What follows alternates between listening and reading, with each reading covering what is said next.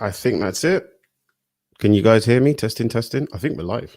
Ladies and gentlemen, what are you saying? It's Mel Knight. I think I'm back in the building. One of my guys on chat is about to tell me. But anyway, yeah, I'm back. I don't know if you guys remember me from before, but I am a comedian, podcaster, entertainer extraordinaire, all around just children's parties and whatnot. I used to do a podcast on this platform, and then I stepped away a bit because I don't know if you were around or if you were awake for 2020, but it was a bit of a myth. So obviously, I was doing the Lord's work, working in the NHS, kicking COVID in its keister.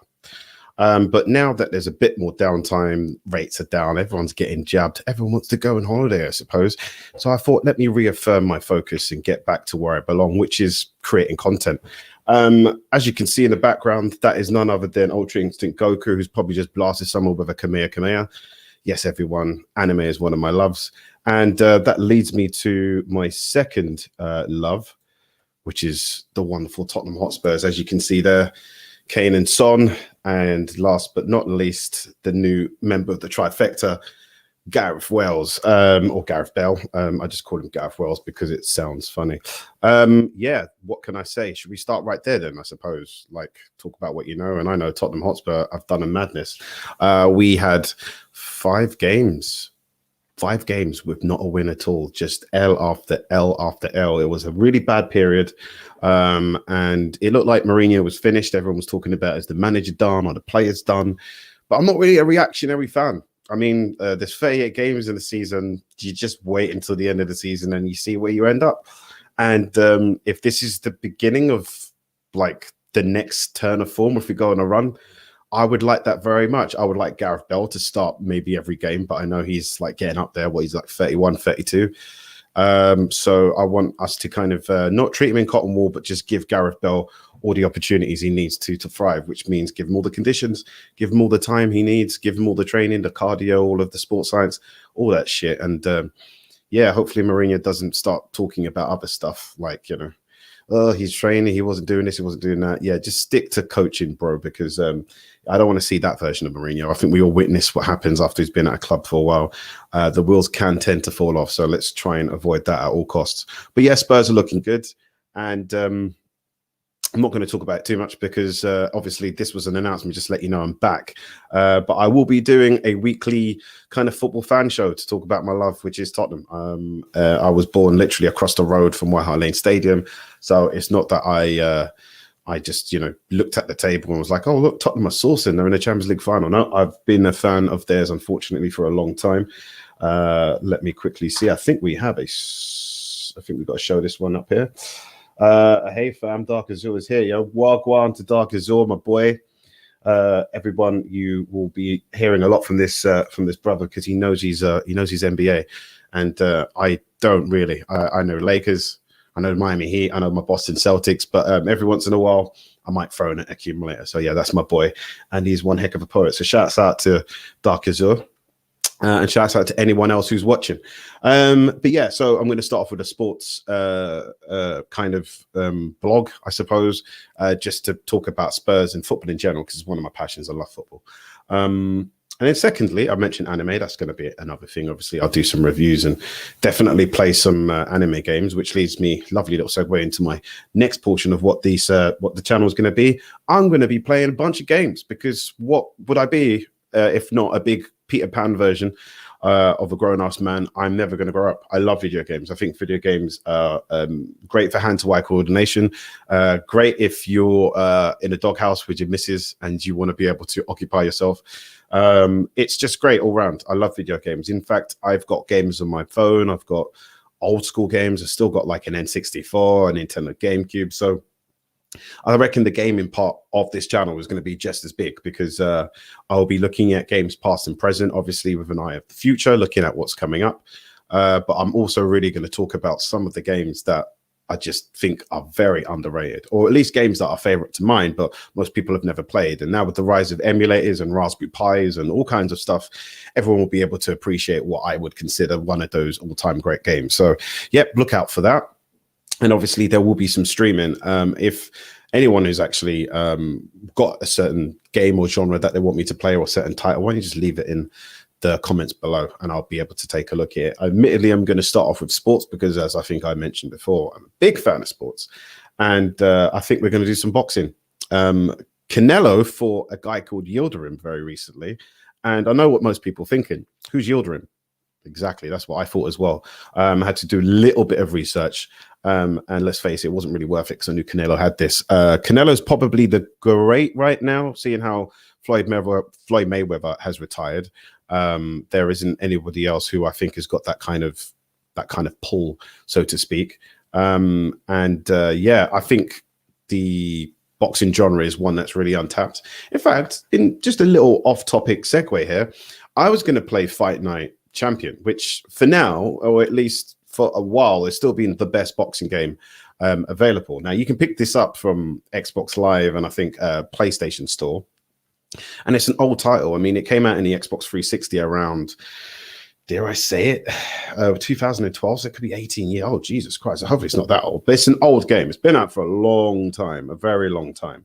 I remember they had a patch where they brought in like Jake LaMotta and Rocky Marciano, and like these are like the legacy fighters, but they never actually got anyone else above a Floyd Mayweather. It was like quite dated, so obviously it's due for an upgrade. And many people have created their own boxes and made Anthony Joshua's and Deontay Wilder's and Tyson Fury's, because let's face it, the game has got still exceptional gameplay, both online and single player mode. I definitely recommend you play the single player mode.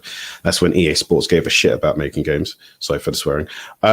But now thinking about what this next generation should be owed, because there's been just a litany of great fighters that have come out since, I came across the announcement that EA Sports are actually making not just one, but 2 new boxing games. And I will be doing a piece on those as well. I may as well, because, you know, I got to get to the bottom of this crap. But one of them essentially is like the spiritual sequel to Fight Night Champion. And then the other one is more, I think, kind of arcadey, like simulation type stuff. I don't know if EA is trying to do a thing again where they get you to buy 2 games and they're really half a game. But I'm definitely going to take a good in-depth look at that before I go ahead and order anything else. Let's see, we've got another chat up here. I'm going to try and keep my people in the mix. Dr. DJB, I'm waiting for the next one. Always love fighting games. You done know, fam. You done know. Fighting games, big up to my boy as well, DJ. I reckon the fighting games that came out back in the day speak for themselves. You got your Guilty Gears and your Marvel versus Capcoms and whatnot. And some of them are just stood the test of time. Even to now, like you don't have exactly the same game, but it's like someone else wearing the jacket. So I'll give you an example from Guilty Gear. I tried Dragon Ball FighterZ, which is, I think, still to this day, one of the #1 fighting games, especially online. And unless you happen to be blessed, like Goichi or Sonic Fox, those are 2 of the greatest fighting, live fighting competition fighters, you're going to get your ass handed to you. It's everything requires a learning curve. And that's one of the things I like about those games. It's about getting your ass kicked, getting back out there again and learning how to get it kicked so much. So yeah, I'm definitely looking forward to the new fighting game, the new, boxing game from EA Sports. Apparently it's coming out at some stage this year. So that's even more exciting news. I can't wait to get my hands on that. Speaking of which, though, I probably should have spoiler alert. Okay, you're probably going to know this after you see one of my streams or 2. But I have yet to upgrade to the next gen. Why would you ask? Okay, well, number one, as soon as you buy a new console, other than the 8-hour installation period that you may as well just go out and have a walk and come back for, there's going to be a number of bugs with every system. And I found waiting for not just the 2nd generation, but maybe even the 3rd, you find you might be getting a lot more benefits. Looking at previous consoles, it could be the benefit of a larger hard drive. They might slim down the console and make it even smaller. They might fix the fan that's making a god-awful noise. Or it just might not be so expensive that you don't have the gulp thinking, this is my rent money. So it's not mine, don't worry. But I know a few people have to think before they buy. So yeah, I haven't upgraded yet, but that will be coming. To be perfectly honest, I'm still on the fence. A PlayStation 5 is taking way too long to get my hands on. And I've got an Xbox One. So I feel like the natural progression should be I just get the next Xbox. Is it Xbox Series X? Whatever it's called. But truth be told, I'm a PlayStation kid. There's a lot of titles that still to this day I'm pissed that I never actually got to play. The Final Fantasy remake is one of them. That still, I wanted to. You find this about me. I don't really rush to the hype of playing stuff, but I figured if I'm going to have a channel and I'm streaming, I may as well not be late in that regard. But I wanted to give Final Fantasy VII Remake a chance because Final Fantasy VII on the PlayStation 1, when it came out, I think in 1997, was one of my favorite games still to this day. I think I've clocked that thing an embarrassing amount of times. Let's say double figures on multiple platforms. It's just, I think the game is fire. Storyline is amazing. And now that the remake was out, I figured just give it some time, wait for the dust to settle and wait for a few other people to review. And a lot of people have spoken very well about it. I think there's, you'd be splitting hairs for the negatives, for the cons of this game, but there's a lot more pros. So I am pleased to know that a year after it was released on PlayStation 4, the exclusivity rights for Sony ended. And so I can get it either on Xbox One, Xbox Series X, or when they eventually decide to give me a PS5, I'll get that then. But who knows? You guys leave a little comment down below which one you think I should go for. I know for a fact there's a lot more PlayStation fans out there, but I need to start streaming some stuff live now. I know another friend of mine has asked me why I haven't built a PC. That's more of a religion than a hobby, so I'll wait until I'm ready to be converted. But that again takes commitment. PC, buying all of the components, I'm just not quite there yet. So I'm going to stick to console for now, and then eventually you'll see a natural progression as I pluck up the courage to, explain to my mum and my partner why I've bought myself a Nintendo without any children. So yeah, that'll be something I'm going to have to get to, but we'll cross that bridge when we get there. Now, how are we going to wrap up this video? I believe I've been rambling for a while. I am going to say this is going to be not Mel Night. This is obviously my blogging page, but I just wanted to give you guys just a glimpse of what to expect on Midnight Mel TV. I will leave a description of that channel, and that's essentially where all my live streams will be and all of the wonderful channels, shows that will be there. And obviously all the guests that you see in there, I'll leave the links and descriptions into there. Any promotions, I'll basically just make it a hub for you people to have more fun and entertainment on. And meanwhile, while you're at it, I will be putting in like a nice little overlay here where you will see all of my social media. Until then, check out in the description below. And why don't you go and follow and smash a like or subscribe while you're at it.